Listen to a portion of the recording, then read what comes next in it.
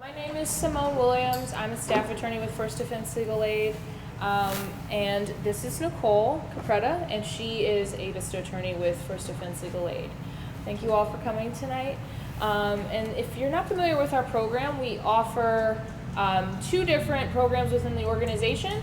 The first program is our street law program, and they go out and do outreach in the community.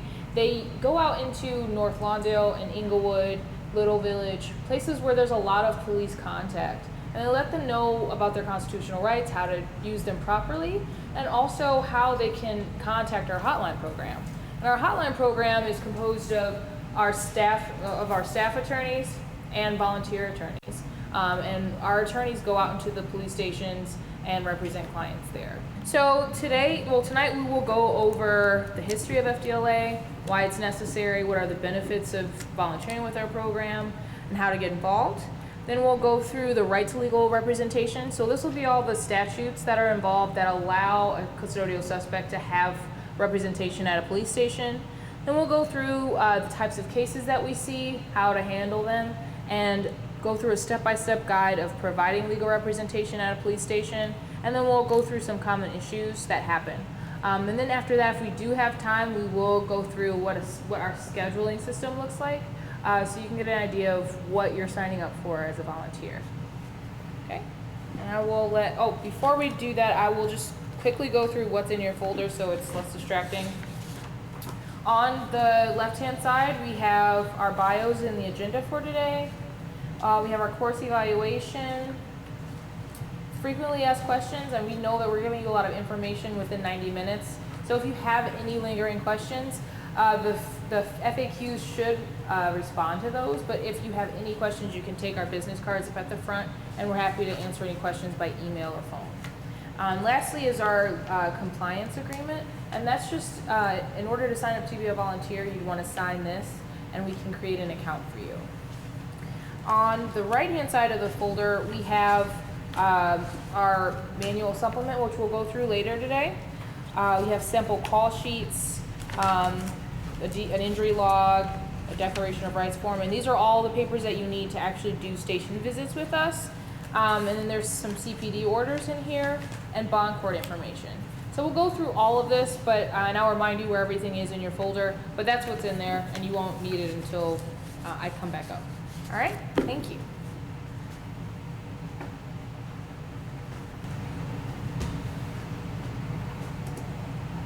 Hello everyone, thanks for being here.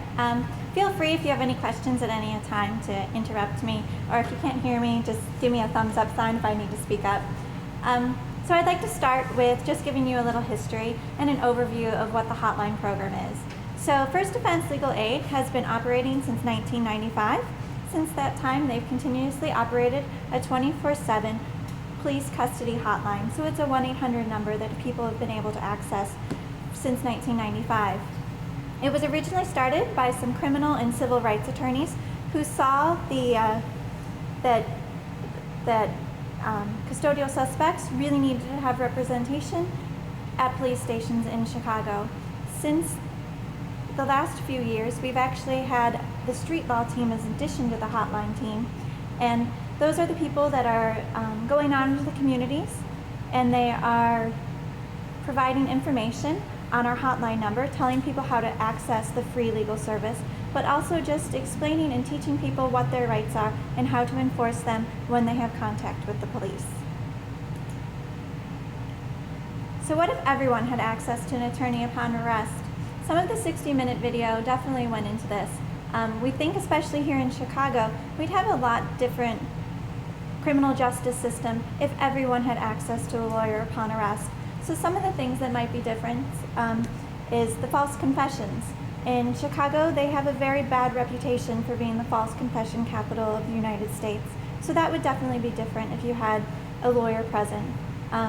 We also would hope that some of the police would have less coercive tactics so that they wouldn't be saying false statements or being coercive in trying to get out statements of custodial suspects. So some of those things would be different. We definitely think that our goal is to have people in Chicago police stations to have better access to lawyers. So I've talked about the Hotline program. I'd like to give you an overview and a structure of how this actually works. So who we are. First Defense Legal Aid has a small staff, so we rely heavily on our volunteers. The staff that runs the Hotline program, you met Simone, she's our program administrator. She's also our only full-time staff attorney. We have 2 part-time staff attorneys. We have myself, who's a VISTA attorney, so that just means that I'm doing a lot more of volunteer outreach, training and communication, and less direct representation at police stations. So we have a small staff of lawyers, so we really rely heavily on our volunteers, who are both licensed lawyers, already working in the community, new graduates that are looking for work, and 7-11 law students. So what we're doing, we are supervising 6-hour shifts. We ask our volunteers to take 6-hour shifts. Those run from midnight to 6 a.m., 6 a.m. to noon, noon to 6 p.m., and 6 p.m. to midnight. So that's how we're structured. We are, our 1-800 number is accessible 24/7. So we do those shifts Monday through Friday as well as on the weekends. Where we do this, our volunteers can actually work from wherever they choose. They can, when they're on call for that 6-hour period, they can work from home, they can work from the coffee shop. If they have a full-time job, they can be working from their office. If they're a law student, they could be working from the law library. We're incredibly flexible. All that we ask is when you're on call and you get a phone call from the hotline, that you would be able to have access to reliable transportation and arrive at a station within 1 hour of receiving phone calls. So when do we work in the hotline program? I already said that we work 24/7, 7 days, so 7 days a week, and we don't take off for holidays. We are always accessible for people in Chicago that need that legal representation at police stations. We ask that people sign up for our volunteer shifts at least 48 hours in advance so we can notify the appropriate staff and have every paperwork and things aligned for when you start that volunteer shift. So how this works. When you take a 6-hour shift with us, you will get a phone call during that shift and you'll have to respond and probably most likely make a police station visit. During that 6-hour shift, you can expect anywhere from 0 to 3 calls.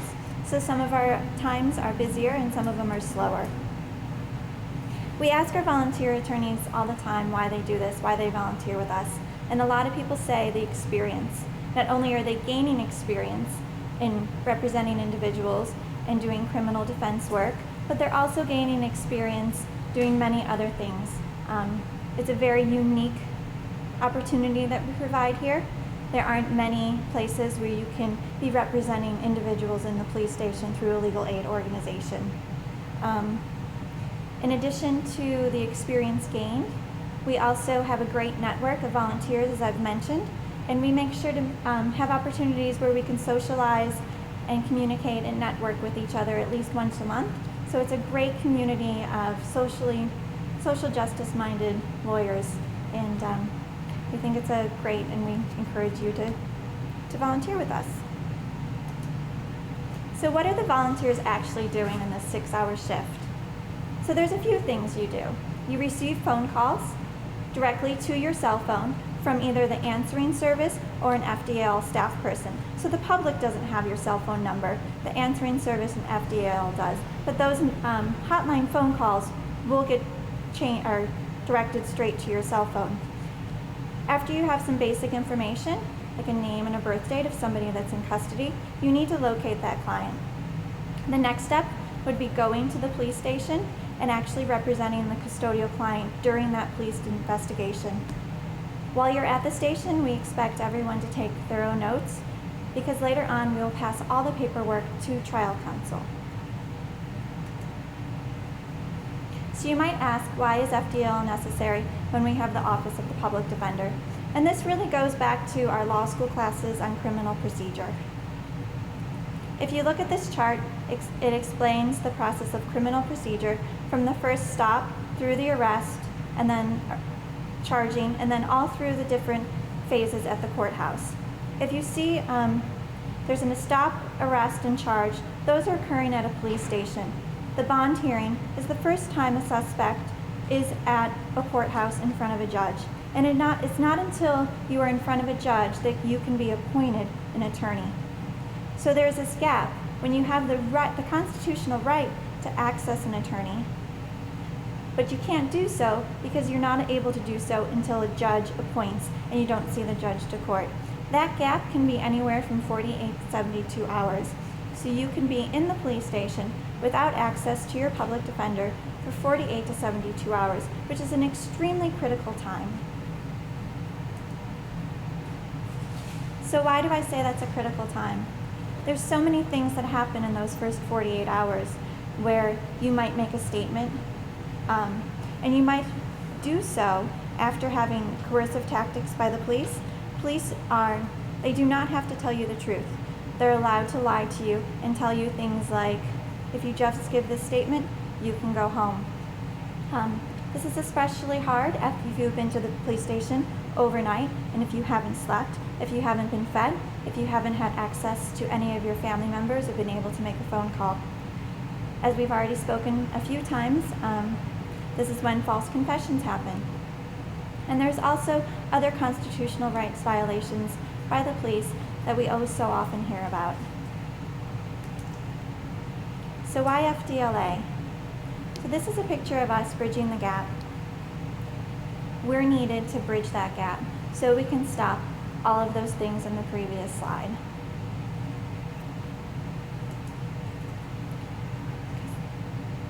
Yeah, have a question? Yeah, so you talk about the hotline. How does the client get the number? How does the cops or How does the client what? get the hotline number? Sure. So the question is how do clients get our hotline number? So we have a street law team that's in charge of doing marketing and outreach. So we've had some campaigns where we've had a Silence is Power with our 1-800 number, which is 1-800-LAW-REP-4. They've been printed on benches at bus stops, on some CTA L lines. We also have a street law team that does door knocking. They're going door to door and they're telling people about this free legal services. We have cards that we hand out that explain people's rights with the 1-800 number. Our street law team does outreach in very public spots. They'll often go to a CTA station and just hand out cards and just let people know really quick, with 30 seconds, free lawyers. If you or a friend are arrested, you can access it.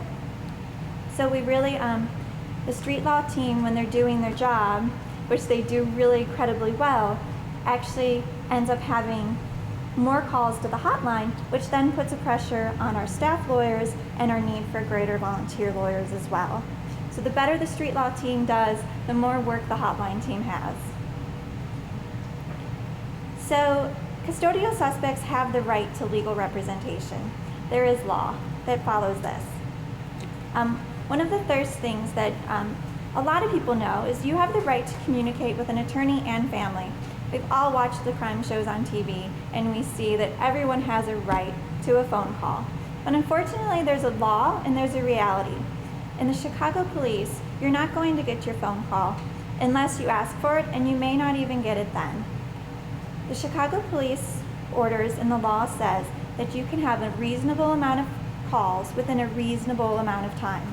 The reality of what happens in Chicago police stations is they've interpreted that to mean after you've been charged, you can call your family member and let them know you're going to bond court, or that you're going to be I-bonded out and you need a ride home.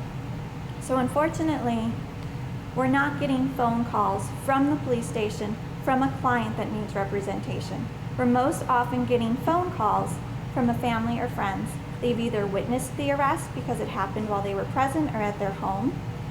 They've gotten a text message from a friend of a friend that witnessed the arrest, and these are the people that are calling the hotline explaining that someone needs to be represented at the police station.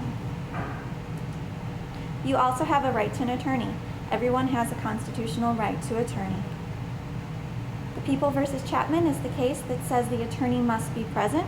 So in Illinois, to have access to your attorney, the attorney has to be at the police station. So a custodial suspect can't be represented over the phone. So a lawyer actually needs to make that trip to the police station. The great thing about it, especially since custodial suspects don't get their phone calls most frequently, is they do not need to know or request a lawyer.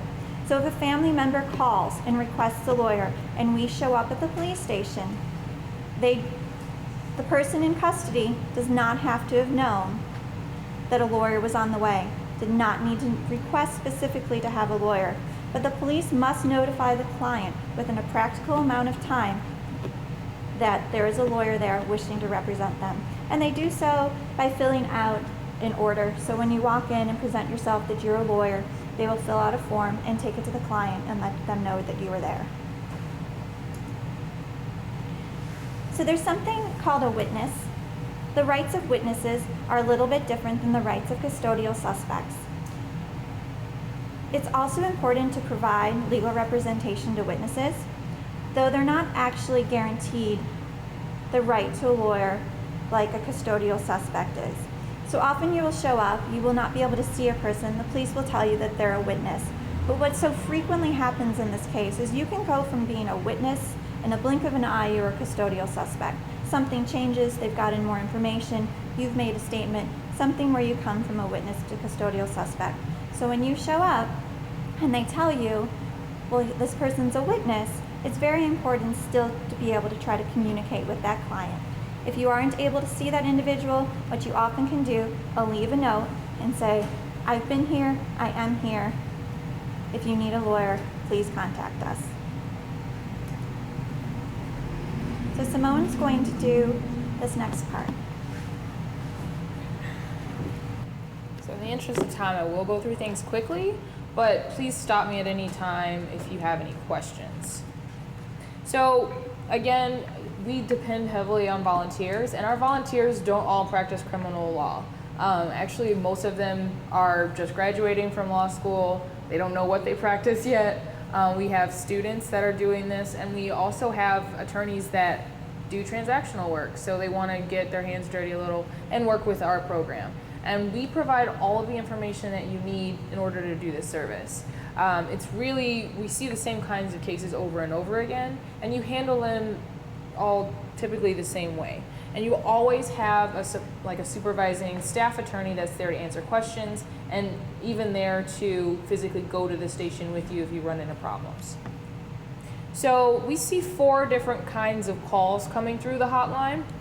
First kinds of calls are felonies. Felonies are the most serious kinds of cases because these are serious crimes. In this case, you're dealing with detectives, and detectives, for those of you who don't practice criminal law, they're the ones that are wearing business casual in the police station. They're the ones that are trying to collect evidence against a custodial suspect, and sometimes they even bring in a felony review attorney.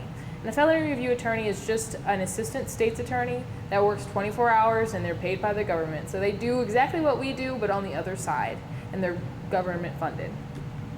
So if we have a felony that's not a narcotics case, there will be a felony review attorney coming in to review the detective's work. Sometimes felony review attorneys will question the client just like a detective will, and their whole goal is to collect enough evidence so that they can charge. There's also misdemeanors. So in this case, we're dealing with officers, and the officers are wearing blue in Chicago. So you'll be dealing with just regular officers, and typically they'll stop someone on the street, take them to the police station, book them, run their fingerprints, and then typically they're let go if they don't have any priors or any warrants. So if they do have any warrants or anything, they will stay overnight at the police station, and then they'll go to bond court the following day, unless they are a verified gang member. If they're a verified gang member, there is no chance to get an I-bond. And that just means that you're on this list that says you are part of a gang, you're a danger to your neighborhood, so they can hold you overnight. And this is used as a ploy sometimes to hold people so that they can question them about other offenses, whereas they wouldn't be able to do that any other way. So it's really important for us to go to the station for both felonies and misdemeanors, even though misdemeanors may seem really monotonous or we don't need to go. It's still really important for us to go to stations for misdemeanors as well. We all heard about Sandra Bland, who was stopped. It was just a traffic stop, and then she ended up dying in custody. We don't want that to happen in Chicago. So we go for all kinds of cases. As long as somebody is at a police station, we provide representation. There's also investigative alerts, and investigative alerts won't always result in a station visit. Most of the time, there's people calling in saying the police are looking for me, they're coming to my house, they're coming to my job, they're coming to my mom's house, and they're just looking for you. A lot of times the police are asking you to come to this station for questioning, and they will make it, they're very aggressive in how they ask, but they are asking. So we tell our callers, do not go to the station voluntarily. That is an ask. If they want to come and arrest you, then you want to go to the station, you have to go in that case. But if they're calling and asking you and saying, oh, can you come over here for questioning, no matter how aggressive their demeanor is, they don't have to go to the station. So we really spend a lot of time on the phone talking to people, advising them to not go to the station voluntarily, don't answer any questions, don't set up any meetings. It's really remarkable the people that they do this. I've seen a few clients this month where they brought their child up to the station voluntarily. So this is still happening because people are not educated about their rights. And a lot of our work is counseling people over the phone and doing it at the police station. There's also warrants. So if a client knows that they have a warrant out for their arrest, they have two options. The first option is to get their things in order and go turn themselves in. Second option is to wait till the police find them and arrest them. In either case, we will go to the station with that client. So if they want to turn themselves in and make an appointment, we can do that. And that's what our staff attorneys are for. So there's always going to be an attorney available to do that. If they want to wait until the police find them and arrest them, then they should have their family or friends call us as soon as an arrest occurs, and we will meet them at the station. If this does happen and they want to make an appointment, you want to relay that information to the backup attorney who's supervising your shift, so we can let all the other staff know that there's an appointment. So typically these 4 cases, so where there's felonies, misdemeanors, investigative alerts, and warrants, they all happen across the board whether you're an adult or juvenile. But the processing is different depending on whether you're an adult or a juvenile. So adults are where police can detain you for up to 48 hours and sometimes 72 hours. Typically, it's just 48 hours, and sometimes it's even less than that. The police that's the maximum amount of time that they can hold you, but a lot of times they don't hold you that long, unless there is this ongoing investigation. And if you're held for more than 48 hours, that means that they're getting a warrant to do an oral swab or getting a warrant for something else. But other than that, a person's only going to be detained for up to 48 hours. And we want to advise the client of that when we see them at the police station. Just let them know what's happening to them and what's going on, because the police don't tell them this information. And again, the police can lie to you. So police can easily say, well, as soon as you tell me what's happening or what happened, then you can go home. And we want to just make sure we're telling them the truth and telling them what the process actually is. So there's also juvenile processing, which leaves a lot more room for attorneys and 7-Eleven students to advocate for them. And this also gives a lot more chances for the police to mess up on something, so that when it goes to trial, their trial attorney can argue that the police did not do what they were supposed to do. So a juvenile is 17 and younger. A youth officer has to be present. The police have to contact a legal guardian. And the police can hold the juvenile for up to 24 hours. If the police mess up on any of these, then that is grounds they've violated the juvenile's rights, and that's something that a trial attorney can argue later if that juvenile ends up getting charged and has to go to court. So when we represent juveniles, we are the juvenile's representation. We are not the parent's representation. So we don't do what the parents want to do. We do what the juvenile wants to do, because the juvenile is our client. It is important to advise parents and guardians at the station. A lot of times when there is an arrest, they have their whole family, there's cousins, there's aunties in the lobby at the police station. So the first thing that I like to do is let the family know what is going to happen. So if it's a juvenile, I'll say they can hold your juvenile for 24 hours, and it's best that you not discuss the case outside here in the police station. And it's also best to not try to talk to the police and talk your way out of it.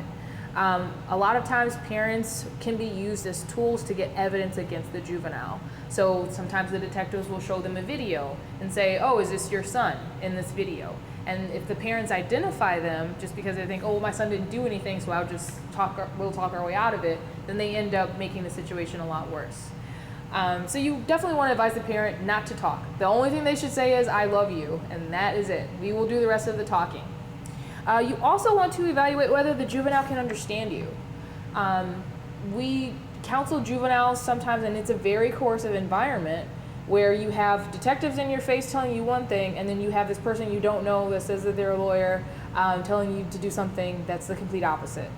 And at the end of the day, you're going to be staying in a cell with the police officer. So it's really confusing on what you should do. I've personally counseled a lot of juveniles, and they're read their Miranda rights right after I counsel them and tell them that they have a right to an attorney and they have a right to remain silent. They'll get read their Miranda rights, and then the police will say, so do you want to answer my questions now? And then the juvenile won't know what to say. So if that does happen, you want to record that on what we call our call sheet, which we'll go over later. If they don't understand their rights, then that is something that the trial attorney can use to say, oh, they made a statement, but they did not understand their rights.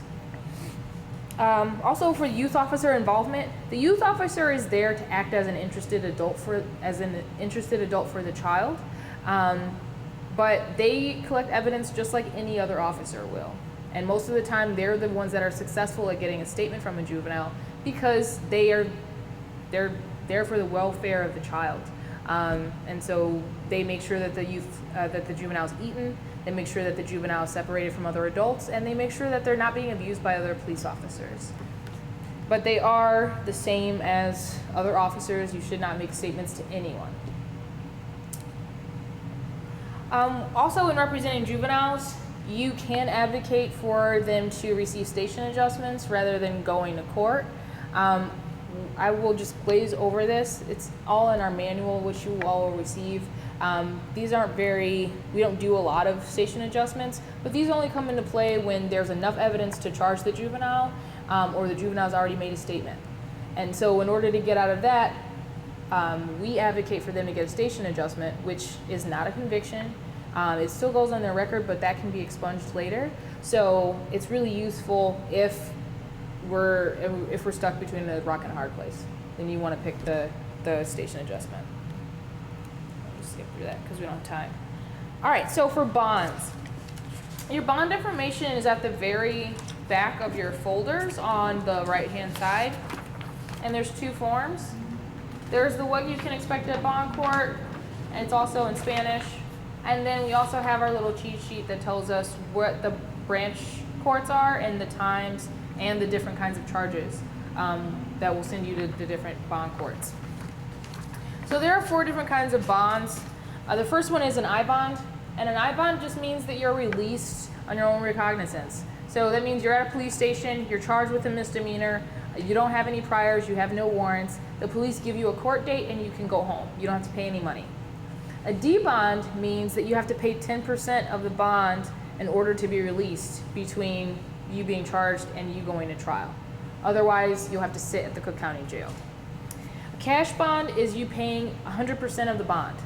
Cash bonds that are paid at the police station can only be up to $250 by ordinance. So police shouldn't be collecting $400 or $500 at a police station.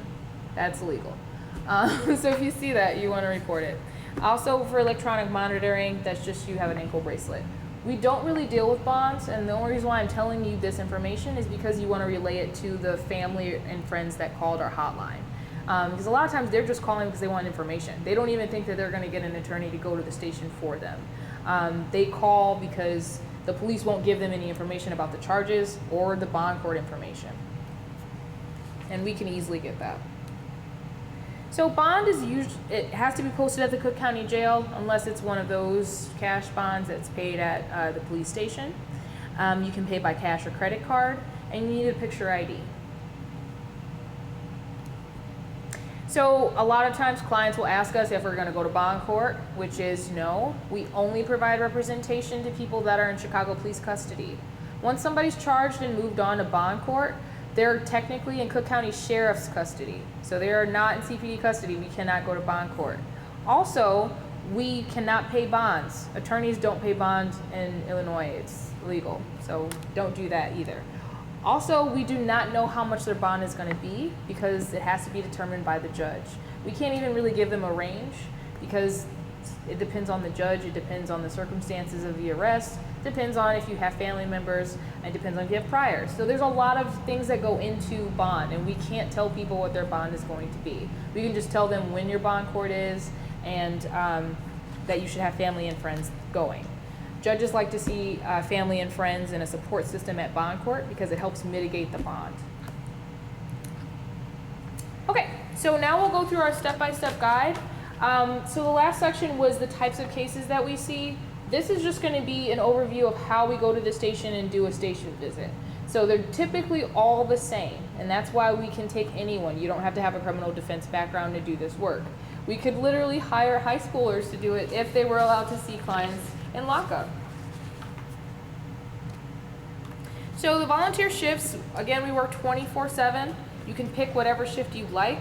If you want to work midnight to 6 a.m., we're happy to have you along with us. I have to work that shift anyway, so it's good if I have a partner there that's going to go with me or go instead of me. So we appreciate any time that you're willing to give. We also, we ask our volunteers to take at least one 6-hour shift per month. That helps us build our capacity. With this job, as you can imagine, there's a lot of burnout. We have 3 staff that do this job, and we're on for 24 hours at a time. Sometimes we're on for 48 hours at a time, depending on the week. So it really helps to build our capacity if we can get 6 hours where we don't have to physically go to a station. Or if we have several calls at one time, we can send 2 people out and not have to have our clients waiting and basically make statements without us being there. All we ask is 48-hour notice before you sign up for a shift, and that just allows me to change the schedule and let our staff and our answering service know of the change. So again, your calls are transferred from the hotline to your personal cell phone. Once you sign up for a shift with us, you'll get a confirmation that you are taking a shift. Our staff attorneys will reach out to you, and you won't have to do anything but be available to answer your phone for that 6-hour period. And there's always a backup attorney on call for questions. So even if you do want to take those 12 a.m. to 6 a.m. shifts, if you call me at 3 in the morning, I'm not going to be upset. I'm not going to be cranky. I'm just going to be like, oh, what's up? What question do you have? And we're ready to answer those questions. Okay, so the 5 steps are: we have the call sheet, we locate the client, determine whether a station visit is necessary, we do the station visit, and then we do all the follow-up work. So this first step is the call sheet. And if you look behind this first packet is kind of distracting. It's our manual supplement only because you're going to need this packet the most when you do station visits. This is a list of all of the contact information for our staff and for the police stations. So it has the addresses and phone numbers to all the police stations in Chicago.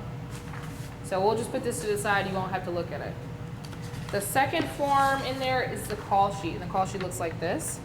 And this is a sample, so it's already filled out so you know how to do these when you do a station visit or when you're answering calls on the hotline.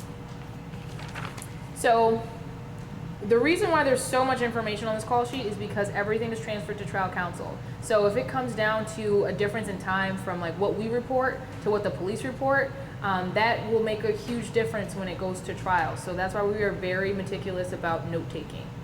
At the very top corner is the call date, call time, was there a station visit, the arrival time that you got to the station, and the time that you actually were able to counsel your client.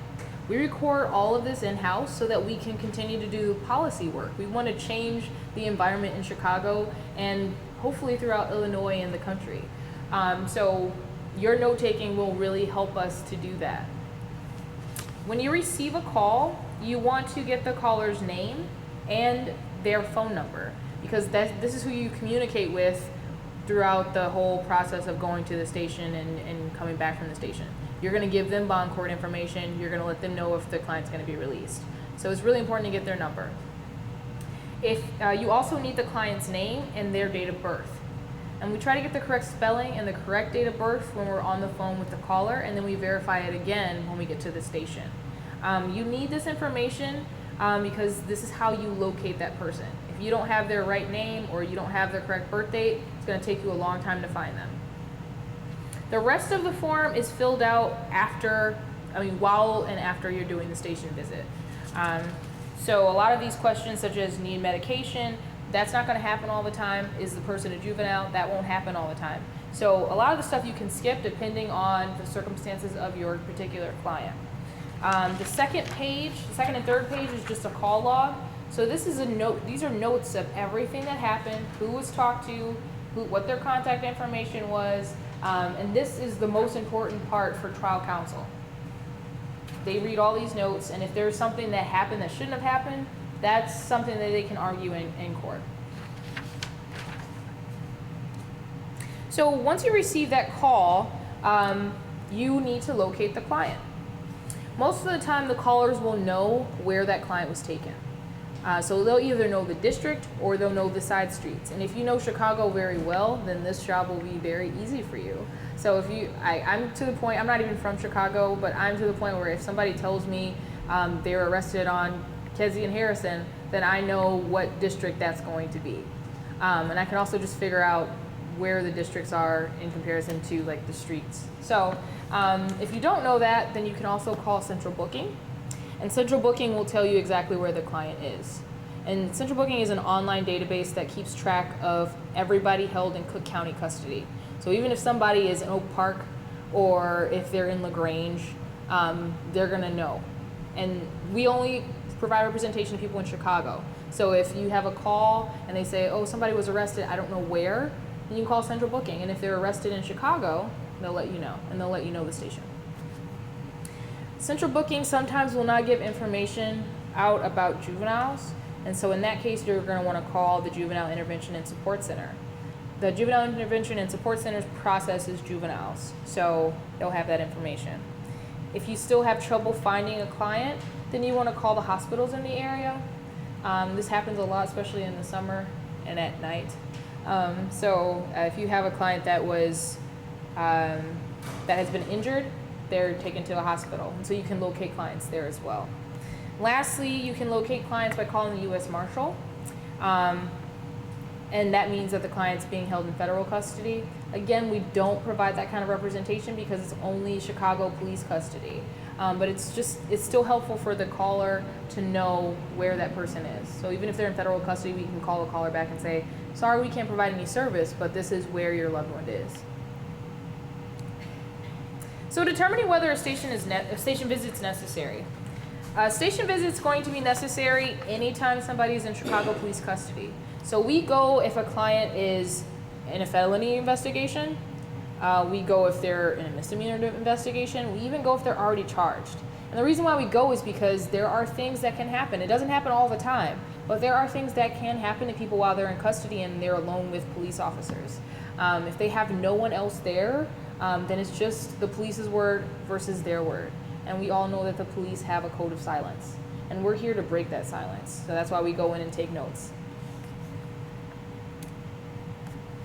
Sometimes you will get calls, like more than one call at one time, and so we have to prioritize these. The first priority is obviously going to be the most serious case, which is a felony investigation of a juvenile or an adult. Second priority is a juvenile in custody or a misdemeanor investigation. Third priority is an adult or juvenile that's already charged, but there could be some medical issues going on. And then the fourth priority is somebody that's already charged. If you ever get more than one calls at one time, you don't even necessarily have to answer the second call. It'll automatically go to the staff attorney. And the staff attorney is going to know if you had calls, because we have ways to access the answering service to know what calls are coming in. So don't feel bad if you can't answer both, or if you can't handle both cases at one time. That's what we're here for. When you actually do the station visit, you want to bring your driver's license, your ARDC card. You want to bring this whole folder because you're going to need most of the pages in here. And you're going to need a pen and paper, and you'll need some FDLA cards. And we have one FDLA card in here, and I'll send you more if you decide to volunteer with us. So when you actually go to the police station, you want to check in with the desk sergeant, and the desk sergeant is the officer wearing the white shirt. The desk officer is always the one sitting at the tallest desk in the lobby. So there'll be like a string of desks, and then there'll be like a tall desk, and that's where the desk sergeant sits. Usually I'm like looking up and I can't really see them. So it's a really tall desk and you want to go straight there. Because if you start talking to the other officers, they're going to be like, oh, I can't help you. But go to the desk sergeant. So you just want to go straight to the desk sergeant. You want to log the time of each occurrence. So you want to log the time you arrived. You want to log the time that the police officers acknowledged you. You also want to log the time that you got to see the client. If you had to wait and a detective came to talk to you, you want to log that time, because we're timing them. We're making sure that their notes match our notes so that they can't go into court and lie and say all this stuff happened when it didn't. So it's very important for you to be very thorough with notes. We also advise the client of their rights, serve DOR copies, relay the charge and court info to family, and then we follow up with staff attorney. And you don't have to remember all of this, that's why I'm glazing over it. We do provide hands-on training, so after this, if you sign up to be a volunteer with us, you will be doing station visits with our staff for the first few times until you're comfortable doing it alone. And so they'll walk you through what you do on an actual visit, and then you can figure out what style works for you. When you actually get to see the client, you can ask this list of questions, but it's really a conversation. Your main focus is to educate them about their rights. They have a right to counsel, they have a right to remain silent, they should use those rights, and the only thing that they should say to police is, I will not talk, I want my lawyer. That's the most important thing to say. If you observe other things that are going on, then it's a great time to ask. But we're not talking about what happened that caused them to get arrested. We don't care about like other evidence that's against them. That's not a good time to talk about it because we're in a police station. And although our conversation with them is confidential, it's privileged, that doesn't mean that the police aren't listening in. That doesn't mean that you're not being videotaped. So it's not a good time for you to discuss anything with the case. You don't even want to, like I've had people say, well, I've had cases before where I'm in the police station, the parents go in with me, they start talking in another language with their child. That's not allowed. You cannot do that. We don't want to talk about the case at all because it's not in the best interest of your client. This is not an exhaustive list of everything you want to ask. So if you notice that your client's been hurt, then that's an appropriate question to ask. Are you hurt? You're not going to ask that every time. You also don't need to ask if they've eaten every single time, because sometimes you're seeing them after an hour after they've been arrested. It's appropriate to ask if they've been arrested and they've been there overnight. Then you want to say, oh, have you eaten? Have they fed you? But you don't ask all of these every single time. It's just most important for them to know not to make any statements. So I have a copy of an injury log in here. If you do see some clients that are injured, probably like 10 to 15% of our clients have been injured. So we don't have a lot of these, but they do come up. So you can't take pictures of people, even though you might feel compelled to do that. A picture is going to show exactly what is going on with that person, but unfortunately you cannot take any pictures. You can't bring your phone into lockup to see a client. So this is the best way to record injuries. At the very top, you want to fill out your name, the date of the visit, the client's name, and you also want to just pinpoint where there are injuries and how that person got those injuries. And we don't, on this form and on our call sheet, we don't want to know what the client did. We want to know what the police did, because we don't want to incriminate our client in our notes. So it's really important for you to ask strategically, what happened to you? We don't want to know what they did. We don't want to know, oh, I kicked the police officer and then he did this, because you don't want to put that in your notes, okay? Lastly, we have our Declaration of Rights form. And this is a written notification that the client is invoking their rights. So they're invoking their right to silence and they're invoking their right to counsel. And this is paper documentation that's going to go to police officers, it's going to go to our office, and it's going to go to the client, saying that they are choosing to invoke their rights and that we are their attorneys while they're in CPD custody. So this is an example of one filled out correctly, and it's really important that these are filled out correctly. This is how we locate the client when we want to transfer this information to trial counsel. So when you fill this out at the police station, you want to make sure you have the correct spelling of the client's name, their date of birth, and most of the time you won't be able to let them sign it. So you'll just have to sign it twice, ask their permission to sign, because a lot of times you're talking to clients behind a glass window. You're not physically in a room with them. And then you also want to serve this to police officers. So you need the desk sergeant's or an officer or detective's name to go on here, and you need their badge number. And this is just saying that they were notified of receiving this. Most of the time they will refuse to sign it, and that's fine. If they don't want to sign a notification, that's okay, but this is still going to go to court. Okay. This is another picture of our form. And then at the end, you want to follow up with the caller, and you want to follow up with the staff attorney. You want to follow up with the caller because you want to give them information about their loved one that's in custody. You want to tell them bond court information. You want to let them know that they've eaten and that they're okay. A lot of family members just want to know if they're okay. You also want to relay any information about a client that's still under investigation to the staff attorney, because a part of our job is to follow up with all these clients, and that's what makes the job long and hard. So all the clients, if we see 6 clients in a day, if they're all still under investigation, we have to check on those clients. And clients can be held for 48 hours. So we're doing this backlog for 2 days. So it's really important if you're volunteering with us just to give us information about someone that's still in custody, so we can make sure we catch up with them and let their family know what's happening with that person. You also want to fill out call sheets for every single call that you receive, and this is because we record every call. Sometimes one person will call in several times to our hotline, and we want to know their backstory before we get involved with them. So if somebody was calling and they had an investigative alert, and then they called maybe 3 or 4 times, and then they ended up being arrested on the 4th time, we want to know that they called several times and that we counseled them several times.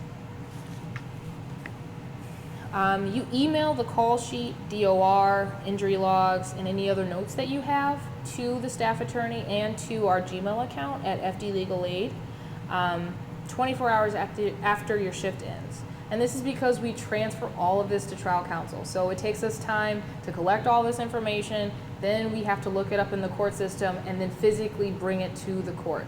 So it's a lot of work, and that's why we require a 24-hour deadline after you volunteer with us.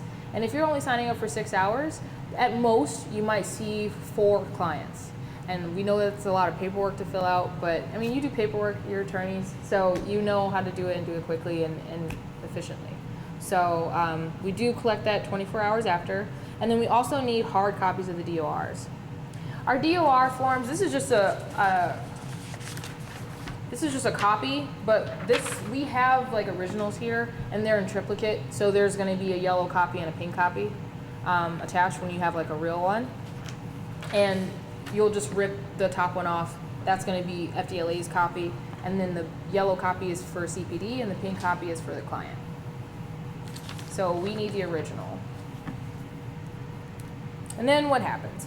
So our staff attorneys follow up with all this work. If you volunteer with us, we really honor your time. So when you're signing up for 6 hours, it's just 6 hours.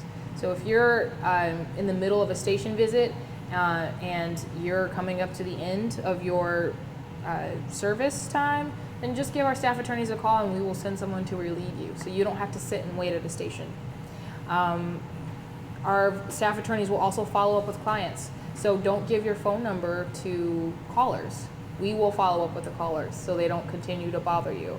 A lot of times, like, I made the mistake of using my personal cell phone a lot, so I get a lot of just follow-up calls from family and friends months after I've seen a client. And they'll just say, can you help me with this other matter?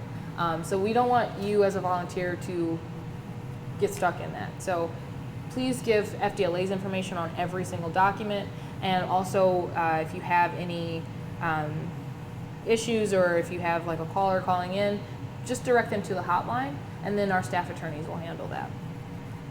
Our client paperwork is uploaded after you turn it in to us, and then it's physically transferred to trial counsel. Most of the time, trial counsel is going to be a public defender because all of our clients are indigent. They're not going to be able to afford an attorney. So they will all be transferred to the public defender in whatever courtroom they're working in. So when I went through the 5-step process, it seems really simple, but sometimes we run into issues. One of our main issues is processing time.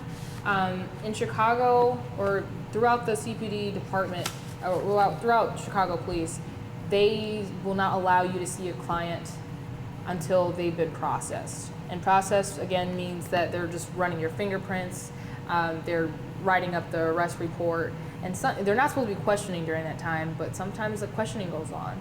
So processing on its own should not take more than an hour, but there are times where it takes a long time. Recently, I've waited up to 4 hours to see clients. It's not fun. And most of the time, like almost every single time that I've waited over an hour, that person was being questioned by detectives or officers. So it's really important to record all of the times. If you're ever denied by police officers to see a client, you really want to explicitly ask the officer if they're denying your client his right to counsel. Because that means they're violating a constitutional right, and we can take note of that, and we're happy to leave the station if they want to deny a client their right to counsel. We can send that on to whoever is handling the case, and they can argue that in court. You want to record the time that you were denied, and you also want to record the name and the badge number of the officer. For Spanish-speaking only clients, we have interpreters over the phone that are available. And they also are available to do station visits with you. We used to have staff that can do station visits and interpret over the phone, but we've had a turnover in staff, so we don't have that available right now. But we are working on it, and our full manual, has Spanish terms within it. So if you need to communicate with a client, you can just read those terms and make it work. Excuse me. So, with juveniles, sometimes officers will tell you that you can't see a juvenile without the permission of the parent, and that's not true, and it's not law. Juveniles have their own right to counsel, so we don't need the parent's permission to see a juvenile. If you run into issues, you want to show them this copy, and this is in your folder. This is a CPD order that says that the parent's presence does not preclude a visit from an attorney. So if the parent's not there, or if the parents didn't give explicit permission, you can still see your client. We find that police will respond better to CPD orders than they'll respond to law, like statutes or case law. So it's really helpful to have a lot of CPD orders because they will jump to that if their boss tells them to do it. We don't have any 7-Eleven students, but 7-Eleven licenses have become a major issue with us. The police are not recognizing 7-Eleven licenses because they don't know what they are. But it does give 7-Eleven students and graduates the right, the ability to represent clients. And we don't have to be, like, an attorney does not have to be physically present to supervise them. So that's where this comes in. And we also have a toolbox for 7-Eleven students. Another issue that comes up is conflict of interest. So say like a few people were picked up. 2 people were picked up for the same offense at the same time, taken to the same station. We can see both of those clients. And the reason why it's not a conflict is because we're only educating them about their rights. We're not discussing strategy. And because we're telling them to use their rights, that should not be adverse to somebody else if they want to use their rights as well. So that's not a conflict for us. And the police will try to tell you it's a conflict of interest, but it's not up to them to decide whether it's a conflict of interest for your clients, for you to see both of them. That's not up for them to decide. It's up to, I mean, if you want to take it up to the the ARDC, then that's up to them to decide. Has anyone heard of Homan Square? Yes. So, Vicki, you want to tell us what Homan Square is? Well, it's not far from where we are right now. I better let you. Okay. Well, Homan Square this is a picture of Homan Square. It's about 5 minutes away from here. It's on Homan and Fillmore. And it's a police facility where they take custodial suspects. The problem with Homan Square is that it was historically used as a torture chamber. And also, if you're not CPD, then you cannot get in there. So attorneys and parents cannot see their loved ones and clients at that facility. We still go out to Homan Square if we get a call and we figure out that a client has been taken there. So some hints that somebody's taken to Homan Square is we know that an arrest has occurred. So a family member physically saw them getting arrested and taken off by police officers. It was on the west side, and it involves either gang activity or narcotics. That's typically where they take people. That's why people are taken to Homan Square. Usually people will eventually be taken to District 11. That's what our reports are showing from our paperwork. So if we go to the station, we're typically denied. I'm the only one that in FDLA that has been able to see a client there, but I've been to Homan Square several times since and have not been able to see a client. So they're still denying access to clients at Homan Square. And what they'll usually do is you show your credentials, and then they'll go upstairs and say, oh, I'm gonna get your client.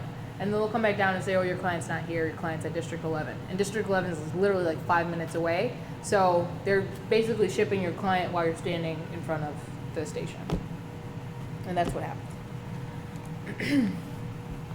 So being declined by clients has also become an issue. And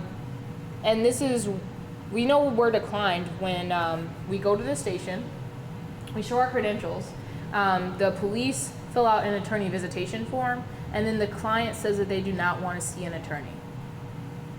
We question that because most of the time if attorney is free and they're there for you, you're going to take it. So it does take a little bit more probing if we are declined by a client. So typically we'll ask the family members, whoever called our hotline, and ask them, is there any reason why they don't want an attorney? After we have done a probing in the past, we found that the client can't read, so they didn't know what they were signing, or we found that the police were telling them that, oh, if you want an attorney, why would you want an attorney if you're not guilty? This just proves that you're guilty if you need an attorney here. So we do a lot of probing if we are declined, but if we are going to be declined, then we'll just take a record of the sergeant's name and the badge number, and then we'll try again later if we are called on the hotline. So if anything happens to you by police at a police station, you can file an IPRA complaint. I don't think for much longer because they're going to get rid of IPRA, but you can file an IPRA complaint. We've had staff in the past that have been locked in rooms with clients and the police don't respond for a while, so that is grounds to file an IPRA complaint. I've never had to file one, but if you do, this is how you would do an IPRA complaint. There's also ARDC complaints. So with those felony review attorneys, if we beat them to the client and we counsel them and they sign that DOR saying that we are their attorney, then the felony review attorneys cannot go in and question our client without calling us first. If they do end up doing that, we will file an ARDC complaint against them. Okay. And lastly, we do give out referrals. So we ask for volunteers to sign up for just 1 6-hour shift per month. You can pick any shift you like. And in return, we do offer referrals. We have a lot of people that call our hotline that do not meet our qualifications to receive our services. So we have people calling in for family law, bankruptcy, tenant, landlord and tenant. Those are really popular ones. We also have people that want to pay a criminal defense attorney to handle their case rather than get a public defender. So it's really helpful to have attorneys on our list so we can give that service out. And as long as you take 1 shift per month, you can be on that list. And we don't expect you to know all this information that we went over. I know it's a lot of talking at you for 90 minutes. So that's why we provide hands-on training until you're comfortable doing this alone. Our staff attorneys are available always to answer any questions and also to go to the station with you. We will demonstrate a station visit, or if you'd like us to just observe you do one and tell you, oh, these are things that work better, we can do that. Okay, are there any questions? No? Okay, so we do have a few minutes to go through our actual system of signing up for shifts. And this is our website. So if you do decide to volunteer with us, you'll get an account through Shift Planning, and Shift Planning is our scheduling site. I'm gonna log into it here. But if you just have a question, that's what our attorneys are on call for. So if you call and you just have a question, if you say, oh, the police are at my house, what should I do? That's an appropriate time to call our hotline. And obviously, we train our attorneys to answer those questions. If you have any questions while you're on the phone with a client, you can just tell them that you'll call them back and then call their staff attorney and they'll tell you the correct answer to say. We have our volunteer manual. It's about 70 pages, but it's our staff attorney's job to know that in and out. So we don't expect our volunteers to know everything that is in our policy. They don't have to know all of the statutes, but it is our staff attorney's job to know. And our staff attorneys have done enough station visits where we've experienced all the different kinds of scenarios that you can possibly have. So we're very well equipped to support you while working with us. Sure. Sure. So this shows that 100% of people have the constitutional right to an attorney, but 1% of arrestees actually have a lawyer, and this is actually less than 1%. We're at 0.6%, and we're hoping to get at least to 1% this year, but we really depend on the street law to keep handing out our cards, letting people know about this service so that we get the calls, and then we depend on our end to have the capacity to serve everybody that calls our hotline.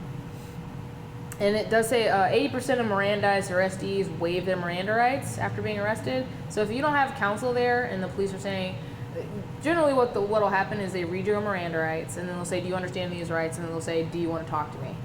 And they do it in a very like oh, if you just talk to them, then everything will be fine. I've seen them do it, and I can understand why it's so confusing and why people are so compelled to go to the station voluntarily or to answer some questions, because they don't feel like it's that big of a deal. If they didn't do anything, then they can just answer questions. But we're there to stop them, because they're only going to make it worse by saying things. And also, there was a report done recently, I believe it was done in 2014, that recorded the cost savings of having this program throughout the Cook County system in Chicago. So if we have this system, we're going to save $13 million just by letting everybody have access to a lawyer at the police station.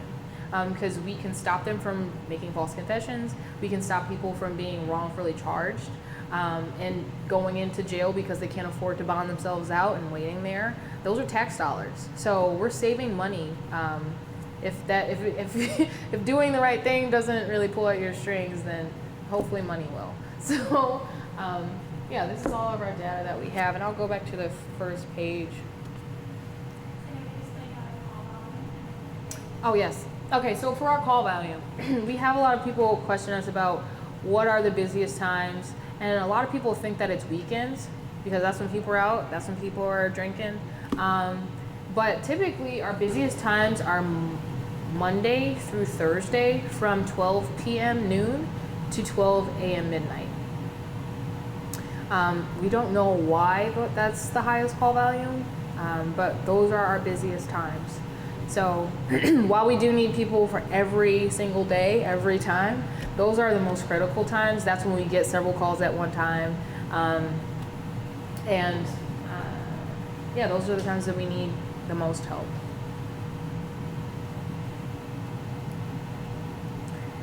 So after this, if you want to fill out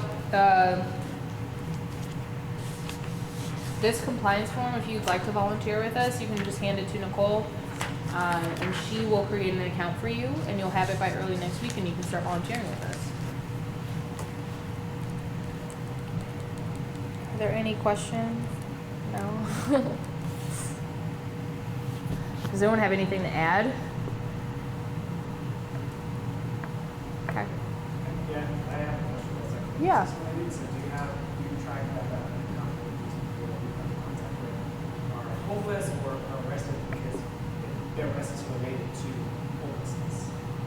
We don't have a lot of people that we're dealing with in that situation, and I don't know the reason why. I think maybe because they don't have phones, or they don't have people in their lives that do have phones. So if they did witness an arrest, we have to know their name and their date of birth. So if somebody is witnessing the arrest and they don't have the name and date of birth, then we can't locate them. That might be helped, I'm thinking,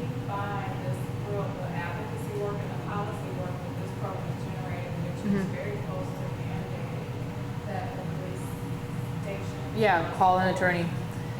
Yeah, that's one problem that we have. If we don't have somebody that calls for you, the likelihood of you getting access to counsel is very low because most of those people are not getting calls until the police are done with you. So either you're going to be released, you wouldn't talk, and they release you, or you would talk, or they just have evidence on you and they're going to charge you and you're sent to lockup. And you can tell your mom that you're going to bond court tomorrow. But you're not getting a call within the first couple hours after you get arrested.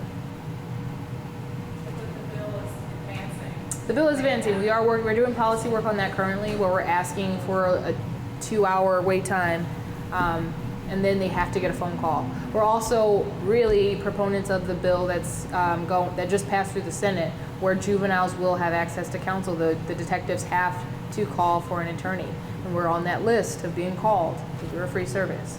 So we definitely want to be called immediately. It's best if we're called like half an hour after the arrest occurs.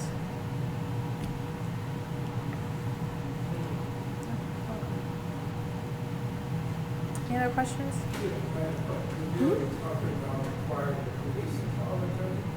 Yes. But it's only for juveniles. It's not going to be for everybody. And right now what they tried to do, because it was for all juveniles, for all offenses, now they're only going to do it for serious offenses. So it's going to be for like murder and sex crimes right now. But it really should be for all juveniles. And we see a lot of people that are just past that mark, so they just turned 18, and then they can't have a parent there. They lose all those rights that you would get as a juvenile. But they still, they're children. So. I don't know if this, my guess is, and I don't know if this is accurate, but people, adults, that don't have anybody to call for them, probably homeless people in particular, and they are a lot of big concern for us. Yes, they are.